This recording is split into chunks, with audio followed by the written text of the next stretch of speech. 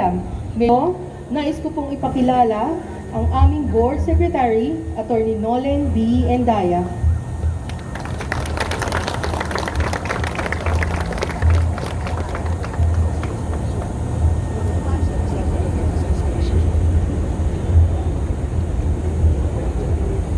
Isang mapagpala at masiglang umaga sa ating lahat. Sa ating masipag at visionary na ama ng lungsod ng Maynila, ang ating kagalang-galang na Mayor Francisco Isko Moreno Dumagoso, sa ating masigasig na Vice Mayor Chi Atienza, sa ating kagalang-galang na COS Cesar Chavez, sa ating Secretary to the Mayor kagalang-galang Letlet Sarcal, sa mga miyembro ng Sangguniang Panglungsod, sa mga pinuno at ibang kagawaran o opisina, at sa aking mga kapwa lingkod bayan, gayon din sa ating Senador Bam-Aquino, isang mapagpalang Lunes sa ating lahat.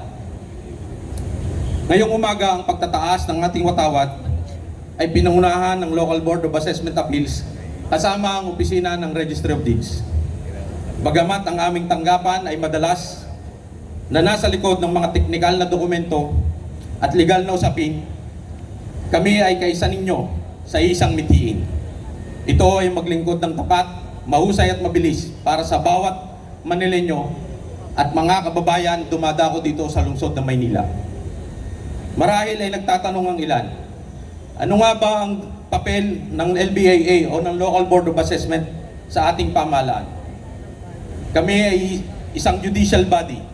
Ibig sabihin, kami nagsisilbing parang isang hukuman na nagbibigay ng pagkakataon sa ating mga mamamayan na papakinggan ang kanilang mga hiniing tungkol sa assessment o pagbubuwis ng kanilang mga ari-arian. Kami ay tulay sa pagitan ng pamahalaan at ng mga taxpayers. Tinitiyak namin na ang bawat assessment ay makatarungan, na ayon sa batas at may due process. Naniniwala po kami na ang tunay na pag-unlad ay nakasandig sa katarungan. Ang walang sino mang mamamayan ang mabibigatan ng labis at walang obligasyon sa bayan ang makakaligtaan. Ang Local Board of Assessment Appeals ay hindi lamang isang opisina. Ito ay binubuo ng haligi ng ating lokal na birokrasya na may sapat na dunong at integridad. Kinararangol ko pong ipakilala ang mga miyembro ng ating lupon. Una, ang ating tagapangulo, ang Registrar of Deeds ng Maynila, Honorable Attorney Marisa Timones. Ang kanyang kalaman sa titulo at record ng lupa ang nagsisilbing pundasyon ng ating katotohanan. Pangalawa, ang ating City Prosecutor, Honorable Attorney Giovanni Lim. Siya ang tumitiyak ng bawat takbang at desisyon ng lupon ay laging nakadikit sa rilis ng batas at katarungan.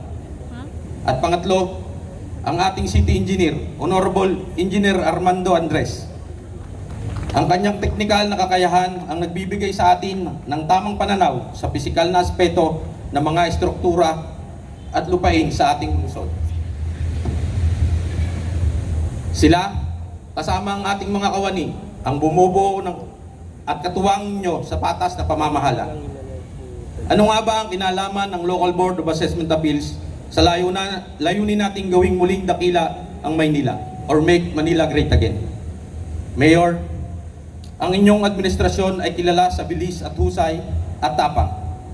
Nakikita natin ang mga bagong ospital, ang mga pabahay para sa mahihirap, at ang pagbabalik ng ganda ng ating mga pampublikong lugar. Ngunit ang lahat ng ito ay nangangailangan ng pondo. At ang pondo ay nagmumula sa tiwala ng mga nagbabayad ng buwis. Dito pumapasok ang economic impact ng aming opisina, katuwang ang opisina ng Registry of Deeds.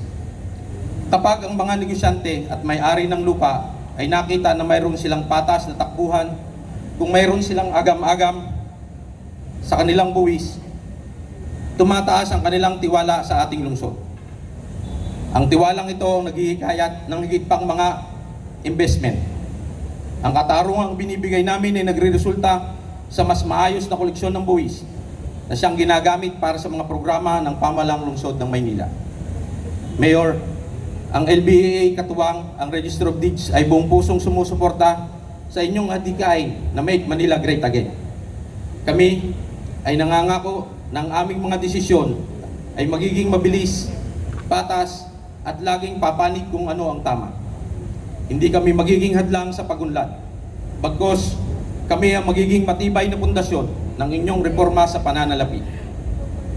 Sa pagtatapos ng seremonyang ito, naway baunin natin ang inspirasyon ng maglingkod ng may integridad. Ang pagtataas ng watawat na ito ay simbolo ng ating panunumpa na unahin ang kapakanan ng bayan bago ang sarili. Muli, sa ngalan ng Local Board of Assessment Appeals at ng Register of Deeds, kami ay nagpapasalamat sa pagkakataong ito. Magtrabaho tayo ng may puso para sa isang Maynila na masigla, mapayapa at tunay na dakila. Maraming salamat po. Mabuhay tayong lahat at higit sa lahat, mabuhay ang ating mahal na lungsod ng Maynila. Ngayon naman po ay nais kong tawagin ang ating mahal na ama ng Maynila para magbigay ng kanyang lingguhang mensahe sa ating lahat.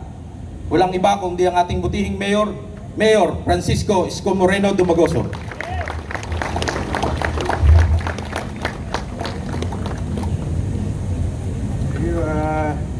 Palakpakan natin yung mga taga LBAA at Registry of Deeds. Sila ang nangangalaga ng mga titulo. Ma'am Timones, dito ka pala. Doon ako nakatingin, nahanap kita. Ito si Ma'am Timones, dito. Palakpakan natin siya. Sila po nangangalaga ng titulo ng mga lupain natin sa Maynila. Yan ang nakaligtaan ng nanay ko. Yung nanay ko nung araw maglulupa. Asyenda. Bulubundukin. Umuusok pa. Marami siyang lupain. Mahilig magtanim ang nanay ko. Pag nakakita ng bakanting lote yon, tatanim yon, talbos ng kamote. Kaya lang, kailangan mo bantayan yung talbos ng kamote. Yung taniman mo. Lalagyan mo ng upuan. Papag. Mainit ang araw. Kailangan mo lagyan ng bubong. Siyempre pag naulan, umaanggi. Kailangan mo lagyan ng dingding. Hindi naman po pwede walang pintuan. Talbos ng kamote, tinanim ng nanay ko, bahay ang tumubo. Ayan po ang buhay sa pagiging squatter.